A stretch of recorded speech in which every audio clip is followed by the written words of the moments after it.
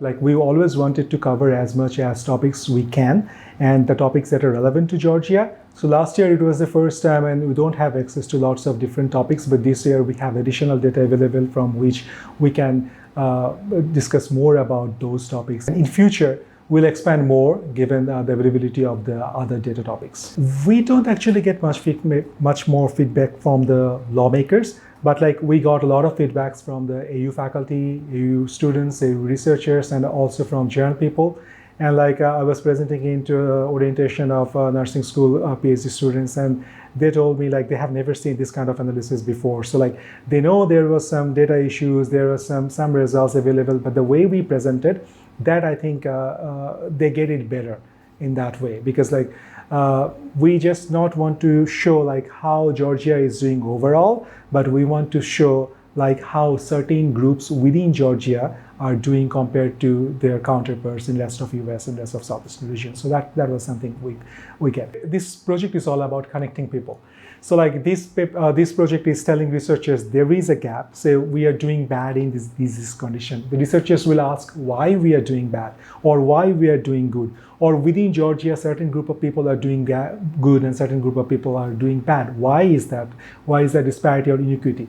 So the researchers need to figure out from this report where are the areas that require more research for better understanding. At the same time, the policymaker needs also to understand like what are the areas where research needs appraisals, where we need resource allocated. Overall, the results are not very different from whatever we were seeing in the last year, but like the new topics that we added this year, that tells us something more. Like for example, we added the health insurance coverage and we are not doing the great in terms of providing health insurance coverage. So that's one. And we also added the COVID vaccination rate. So that was also not pretty good. We are not doing bad in terms of overall smoking. But if you look at the differences between urban and rural population in terms of smoking, our rural population have a very high rate of smoking compared to the national level, though our urban population is kind of comparable or maybe lower than the national level. And also the urban-rural gap in terms of smoking prevalence in Georgia is higher than the same in the rest of US. So that was the whole purpose of it, to just offering these nuances to researchers, to policymakers, like this is the area we have to dig further in to figure out what is actually going on. Because if we look at from like overall picture, maybe it's not the like right picture, but when we delve into these nuanced socioeconomic groups, that will tell us more about it. And that's the whole purpose of it, to make their life better, to make the overall public health in Georgia better. Were you surprised with the insurance numbers when you started to pull the data, extract the data, and you see how poor Georgia was doing? I mean, that's kind of disheartening when you think about it. To be honest, yes. Because it's not only about on the national. We are also doing very bad on the Southeast region. So I didn't expect this much, the numbers to be that bad. But like I think that is also telling us there is scope of work, and we will do that work, and eventually we'll improve our overall insurance coverage in Georgia. Depression was something good, like that we figured out, like our rate was much lower than national average. But again, we have to remember that this was self-reported incidences. So maybe we need to ensure greater healthcare access so that people, if they have some undiagnosed problem, they would be diagnosed in later. But overall, like it's good, it's doing good. And heavy drinking, we don't have that problem in Georgia. Like we know there is a difference between whites and blacks in terms of flu vaccination, and that's well known.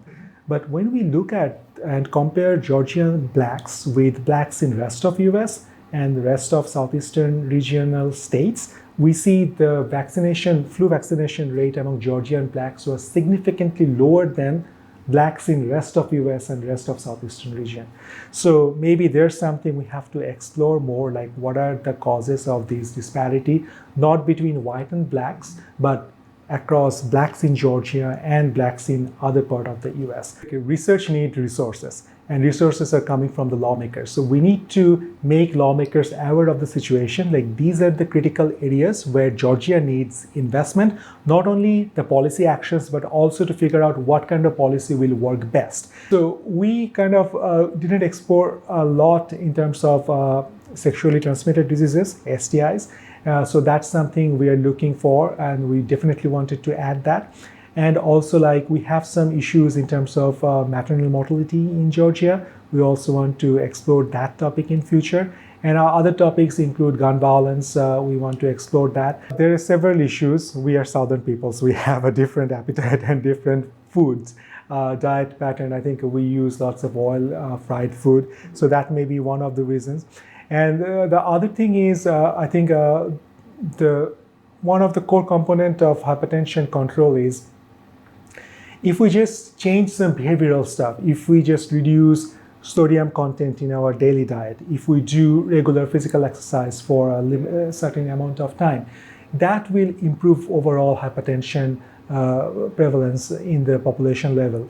But I think like people, they are not aware of these small things. So that's something like we have to dig in further, like why we are doing better in terms of obesity, but not doing that much better in terms of hypertension and high cholesterol.